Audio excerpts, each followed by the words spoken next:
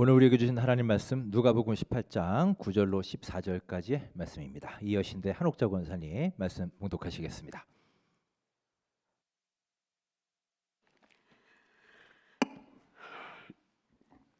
누가복음 18장 9절에서 14절까지 봉독하겠습니다. 또 자기를 의롭다고 믿고 다른 사람을 멸시하는 자들에게 이 비유로 말씀하시되 두 사람이 기도하러 성전에 올라가니 하나는 바리새인이요 하나는 세리라. 바리새인은 서서 따로 기도하며 이르되 하나님이여 나는 다른 사람들 곧 토색, 불의, 간음을 하는 자들과 같지 아니하고 이 세리와도 같지 아니함을 감사하나이다. 나는 일해에 2번씩 금식하고 또 소득의 11조를 드리나이다.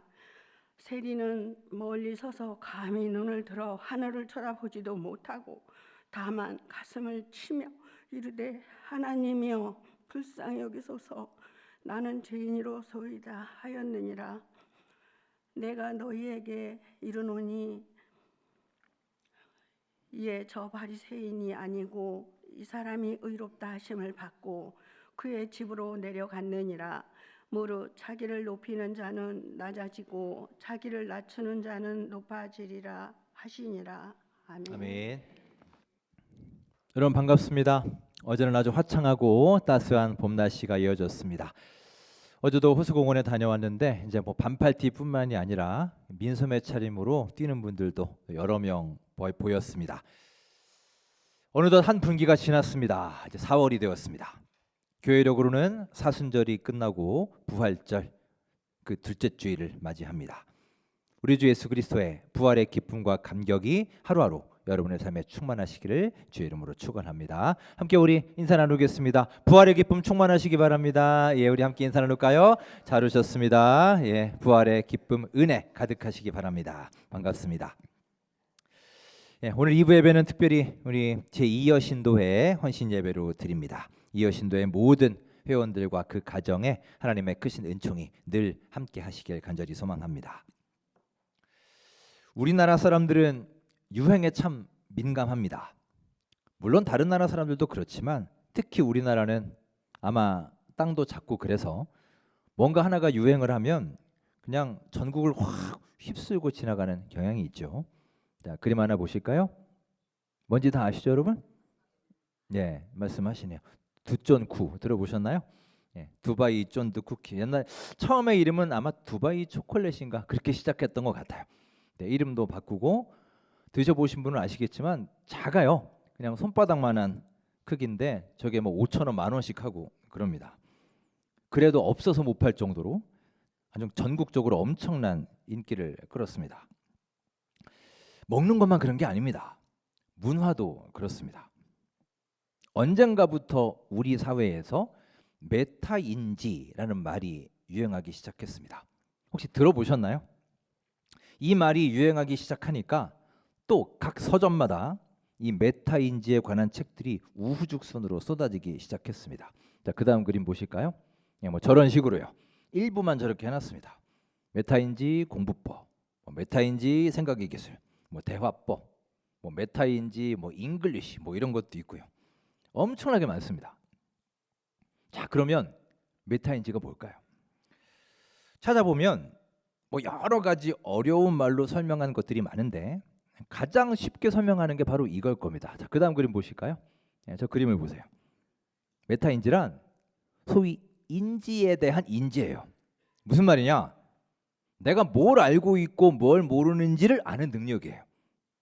즉, 내가 무엇을 모르는구나 라는 사실을 깨닫는 것이 메타인지입니다. 좀 더 쉬운 다른 말로 표현을 하자면 자기 객관화라고 할 수 있을 것입니다. 자기를 좀 객관화시켜 보는 거예요. 자, 그러면 왜 이런 말이 나오기 시작했을까요? 의외로 많은 사람들이 자기가 뭘 모르는지를 잘 모릅니다. 자기가 잘 알고 있다고 생각을 해요. 그래서 우리는 자기 객관화가 잘 안 되어 있습니다. 우리는 거울을 자주 보죠. 오늘도 여러분 이 자리에 교회 본당에 오시기까지 아마 최소 한 번쯤은 거울을 다 보시지 않았을까요? 저도 본당에 들어오기 전에 본당 앞에 있는 거울을 보고 들어왔습니다. 예전에 어느 심리학 강의를 듣는데 거울을 볼 때 여자하고 남자하고 그 느끼는 심리 상태가 좀 다르다고 합니다.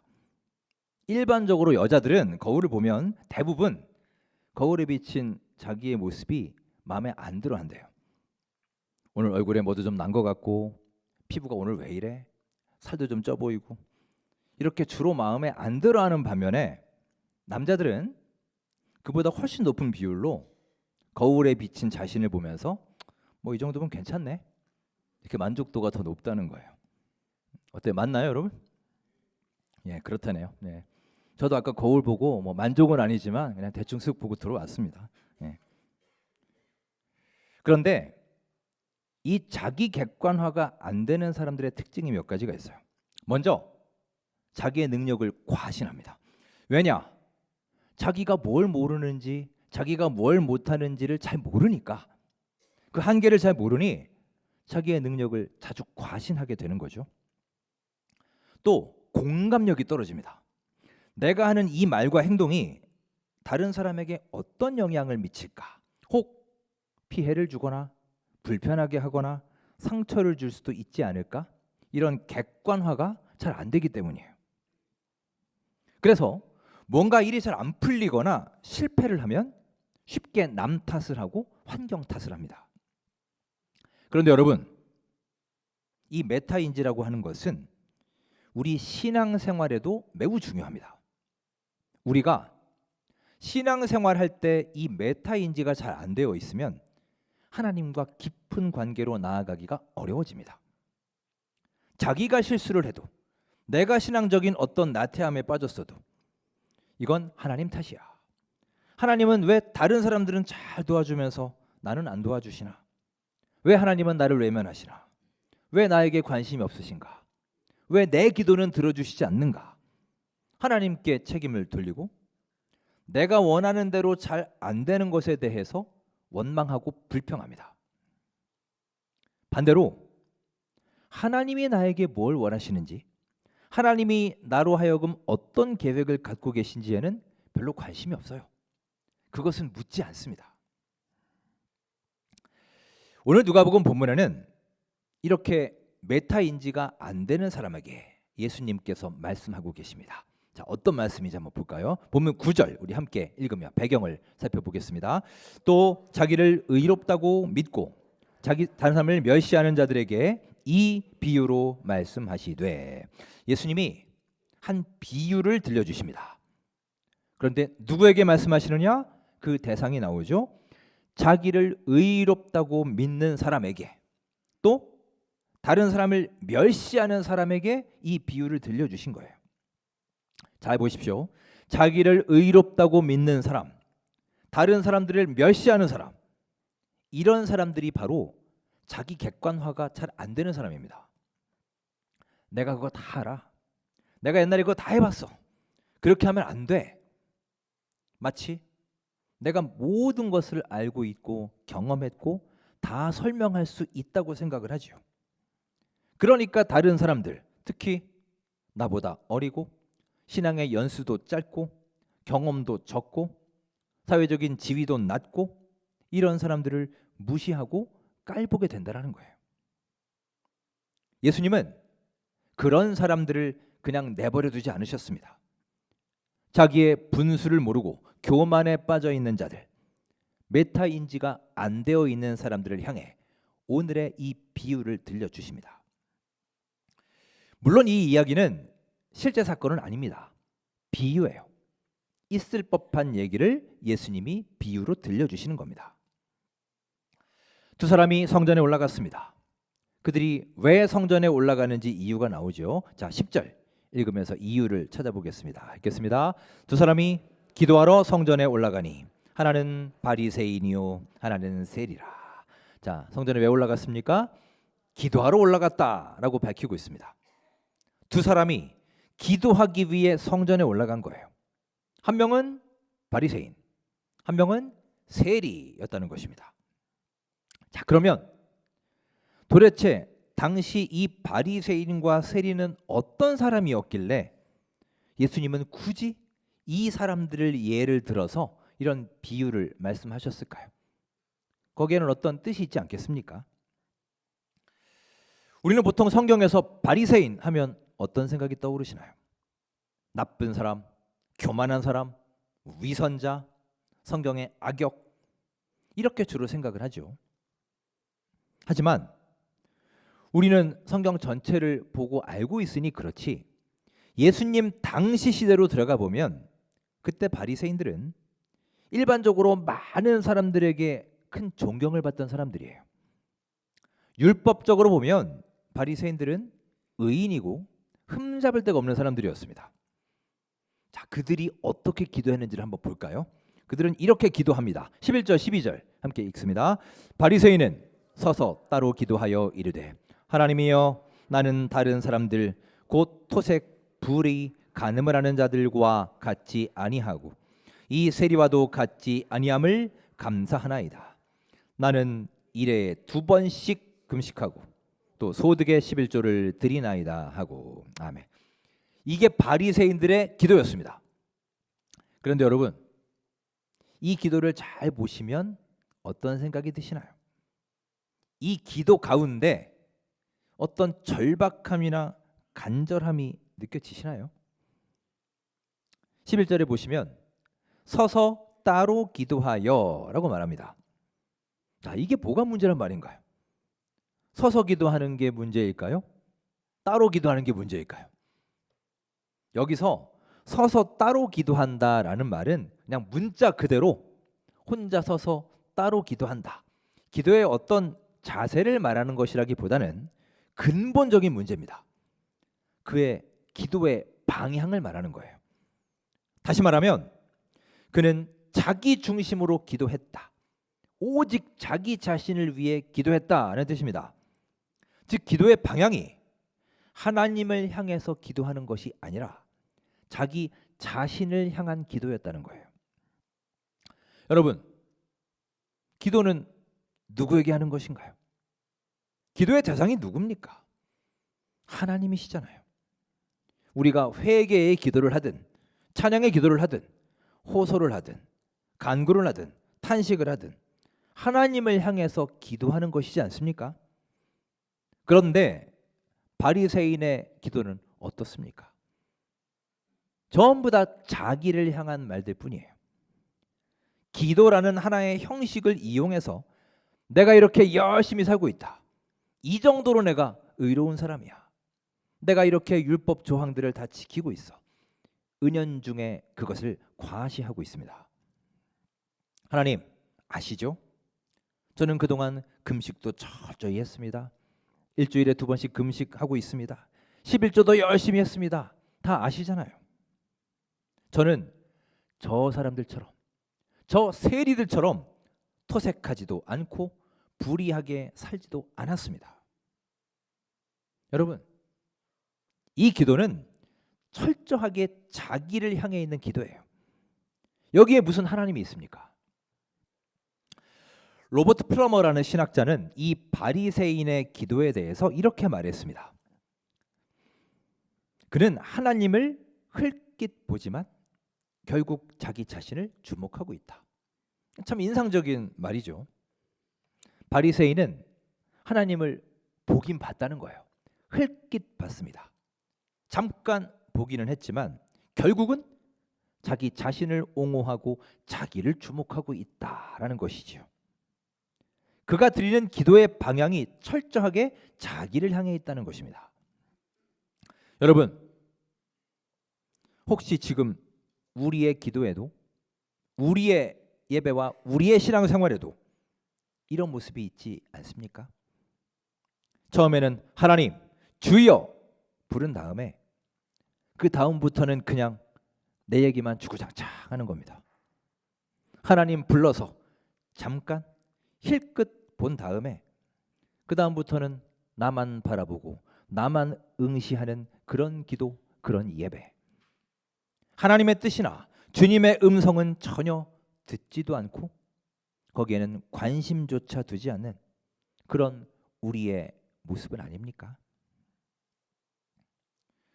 나는 뜨겁게 나는 간절하게 기도하고 있다라고 생각을 하지만 사실은 하나님을 향한 기도, 하나님께 상달되는 기도가 아니라 바리새인처럼 내 자신의 만족을 위한 기도가 아니었습니까? 기도에 자기 객관화가 안 되고 있진 않나요? 여러분, 지금 우리의 예배와 우리의 기도가 어디를 향해 있는지, 누구를 응시하고 있는지 잘 성찰하시고 우리의 눈과 관심을 하나님께 맞추며 주님께 더 가까이 나아가는 변화의 삶이 되시기를 주님의 이름으로 축원합니다. 자, 성전에 또 한 명의 사람이 있었습니다. 바로 세리입니다. 세리는 또 어떤 사람이었나요? 오늘 본문은 이 세리의 기도와 바리새인의 기도를 잘 대조해서 보여주고 있습니다. 두 사람은 많이 다른 사람이었어요. 자, 13절. 세리는 어떤 사람이었는지 함께 읽겠습니다. 세리는 멀리 서서 쳐다보지도 못하고 다만 가슴을 치며 이르되 하나님이여 불쌍히 여기소서 나는 죄인으로소이다 하였느니라. 아멘. 세리는 같은 유대인들에게조차 손가락질을 받고 천대받는 존재였습니다. 당시의 세리는 로마를 대신해서 세금을 걷는 사람들이었어요. 예를 들어서 세금을 이만큼 거두어서 로마에 내야 된다라고 치면 이 사람들이 어떻게 했느냐? 세금을 2를 걷는 게 아니라 한 5 정도를 걷는 거예요. 그래서 로마에 2를 내고 나머지는 자기 주머니로 들어간 겁니다. 이런 일들이 성행했습니다. 그러니 당연히 백성들이 그들을 싫어했겠죠. 그들에게 혹독한 평가가 이어졌습니다. 이스라엘 사람들에게 있어 이 세리는 로마에게 빌붙은 매국노이자 상종도 하지 않을 죄인처럼 취급했습니다. 이렇게 사람들의 평가와 눈높이에 있어서 바리새인들과 정반대에 있는 사람들이 세리였어요. 극과 극이었습니다. 자, 그림을 보실까요? 아마 오늘 본문에 나오는 내용, 성전에 올라간 이 두 사람의 모습을 그림으로 표현하면 이렇지 않았을까 싶습니다. 바리새인은 자기를 보이기 위해 성전의 중심으로 갔을 겁니다. 성소로 갔습니다. 그렇게 자기를 드러내고 과시하면서 자기를 향해서 기도합니다. 하지만 세리는 그렇게 할 수 없었습니다. 멀리 떨어져 서 있습니다. 성소는커녕 바리새인 옆에 서지도 못합니다. 멀리 떨어져 뒤로 물러나 있습니다. 세리의 기도는 어떻습니까? 그는 하나님 앞에 감히 내어놓을 것이 아무것도 없었습니다. 율법을 철저히 지키기는커녕 율법을 잘 알지도 못하는 자입니다. 예배 생활 잘 못했고요. 금식기도 거의 해본 적도 없습니다. 11조도 제대로 드리지 못합니다. 세리는 하나님 앞에 그저 자신이 너무너무 부끄러운 것입니다. 아무것도 내세울 것이 없어 감히 하늘을 쳐다보지도 못하고 그저 가슴만 치면서 호소하고 있는 겁니다. 주님, 저는 죄인입니다. 너무나 부끄러운 죄인입니다. 저를 용서하여 주십시오. 가슴에 사무쳐서 그저 자신이 죄인이라고 불쌍히 여겨달라고 용서해달라고 고백만 하고 있습니다. 여러분, 이게 바로 오늘 본문의 세리의 모습이에요. 그런데 여러분, 그 다음 말씀에서 이 완전한 극과 극을 이루는 두 사람에게 놀라운 반전이 일어납니다. 14절 함께 읽으면 어떤 반전인지 살펴보겠습니다. 내가 너희에게 이르노니 이에 저 바리새인이 아니고 이 사람이 의롭다 하심을 받고 그의 집으로 내려갔느니라. 무릇 자기를 높이는 자는 낮아지고 자기를 낮추는 자는 높아지리라 하시니라. 아멘. 주님이 뭐라고 하십니까? 바리새인이 아니고 이 사람이 의롭다 하심을 받았다. 여기서 이 사람이 누구입니까? 당연히 세리죠. 이 세리가 바리새인보다 의롭다 하심을 받았다라는 거예요. 아까 예수님이 이 얘기를 누구에게 하셨다고 했습니까? 다른 사람을 무시하는 사람, 교만에 가득 차 있는 사람에게 하셨다고 했죠. 율법 앞에 의롭고 완벽했던 바리새인의 기도가 아니라 하나님 앞에 죄인임을 고백하고 그 외에는 아무것도 하지 못한 세리의 기도를 주님이 더 인정하고 칭찬해 주신 거예요. 당시 예수님의 이 말씀은 사람들에게, 특히 바리새인들에게는 마치 핵폭탄 같은 충격이었을 겁니다. 완전 무결한 율법으로 무장해 있고 신앙생활에 한치의 오차와 실수를 용납하지 않던 사람들, 신앙적인 자부심으로 꽉 차 있던 사람들이 바로 바리새인들이었습니다. 그들의 그 강팍한 마음, 돌같이 딱딱하게 굳어진 그 마음 속에 예수님이 커다란 비수를 꽂아버린 것입니다. 너희가 아니라 세리가 의롭다함을 받았느니라. 너희의 기도가 저 세리의 기도만도 못하다는 거예요. 그리고 이에 연결되는 말씀이 바로 오늘 말씀의 핵심 말씀입니다. 자, 14절 우리 마지막 부분을 같이 한번 읽어볼까요? 시작. 무릇 자기를 높이는 자는 낮아지고 자기를 낮추는 자는 높아지리라. 아멘. 자기를 낮추는 자, 겸손한 자가 결국은 하나님 앞에서 높아질 것이다라는 반전과 희망의 메시지를 우리에게 주고 있습니다. 여러분, 오늘 말씀을 통해 우리는 하나님의 기준을 다시 한번 깨닫습니다. 바리새인과 세리를 예로 드셨습니다. 한 사람은 의로움, 거룩함의 대명사요. 다른 한 사람은 죄인의 대표격인 사람입니다. 이 두 사람에 대해 중요한 질문을 던지십니다. 누가 더 올바른 기도를 하는 사람이냐? 누가 진짜 주님과 주님 앞에 의로운 사람이냐? 대부분의 사람들은 당연 바리새인을 더 나은 사람, 더 의로운 사람으로 생각할 것입니다. 세상적인 관점으로는 이미 승부는 결정되었고 비교조차 되지 않아요. 바리새인 자신도 그리 생각했을 겁니다. 하지만 예수님의 기준은 전혀 달랐습니다. 주님은 우리가 율법에 대한 지식이 많은지 적은지, 율법대로 얼마나 그 조항들을 철저하게 지키고 사는지, 이런 우리의 겉모습과 행위를 보시는 분이 아니라 주님의 기준은 오직 우리의 중심에 있습니다. 우리 마음속에 우리 중심에 과연 무엇이 있는가? 무엇을 향해 있고 누가 있고 무엇을 갈망하고 있는가? 우리의 마음과 중심을 보시는 하나님이심을 이 시간 기억하시기 바랍니다. 여러분, 바리새인과 세리의 결정적인 차이가 무엇입니까? 바리새인은 자기가 의롭다고 생각했습니다. 율법을 철저하게 지켰으니, 또 말씀대로 하라는 대로 했으니 그것을 자기 의로 삼았던 거예요. 당연히 하나님도 그렇게 여기실 줄 알았죠. 그렇게 인정하실 것이라 생각했습니다. 하지만 하나님은 그의 교만한 중심을 다 꿰뚫어 보셨습니다. 그의 기도를 의롭다 인정하지 않으셨습니다. 바리새인은 앞서 말했던 그 메타인지 자기 객관화에 실패한 것입니다. 세리는 자신이 죄인임을 깨닫고 주님께 고백합니다. 너무나 부끄러워 감히 쳐다보지도 못했습니다.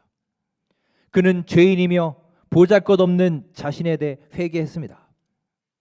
그는 비록 바리새인이 가진 조건을 하나도 갖지 못했지만 올바른 자기 객관화를 한 사람입니다. 결국 하나님은 그의 진실된 기도를 받아주셨고 그를 의롭다 칭찬하셨습니다. 바울은 디모데후서 3장에서 이렇게 강조합니다. 자, 함께 읽겠습니다.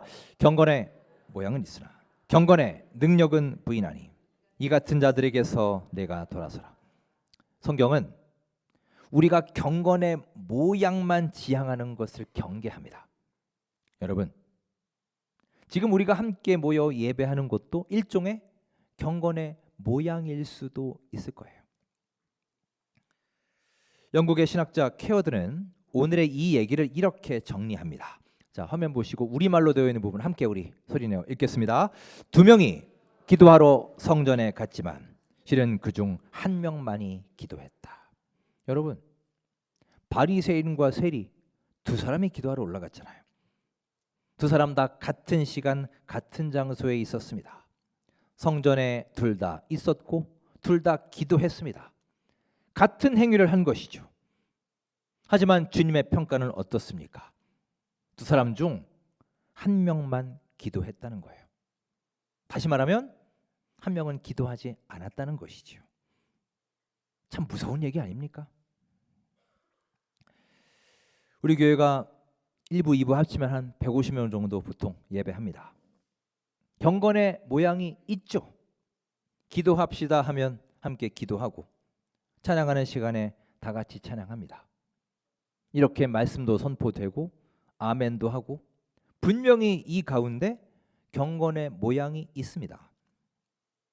하지만 여러분, 예배하는 우리 안에 또 여러분의 삶 속에 과연 경건의 능력이 발휘되고 있습니까? 지금 우리가 드리는 이 예배는 과연 누구를 위한 예배인가요? 누구에게 드리는 예배입니까?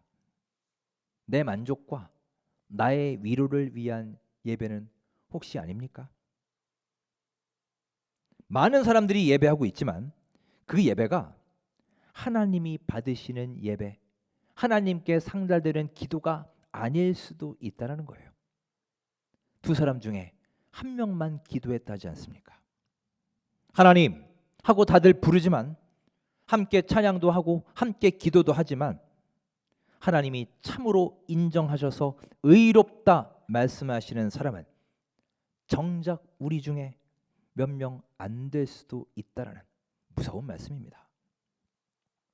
사랑하는 여러분, 또한 이 시간 헌신함에 예배하는 제 이어신도의 회원 여러분, 이어신도에는 이제 물론 은퇴하신 분도 몇 분 계시지만 대부분은 이제 은퇴 전에 현역에 계신 분들 중에는 가장 연령이 높으신 분들이죠.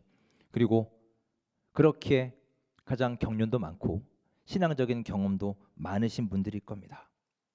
그래서 우리는 이 말씀을 더욱더 기억해야 할 것입니다.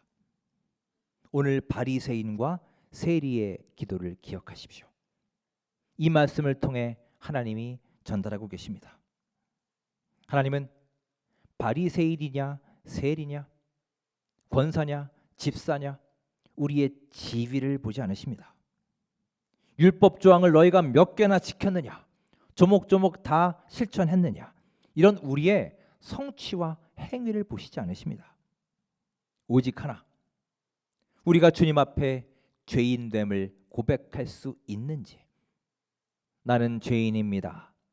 세리가 외쳤던 이 고백이 우리의 중심으로부터 나올 수 있는지, 그 순종과 겸손의 마음을 보시는 분이십니다.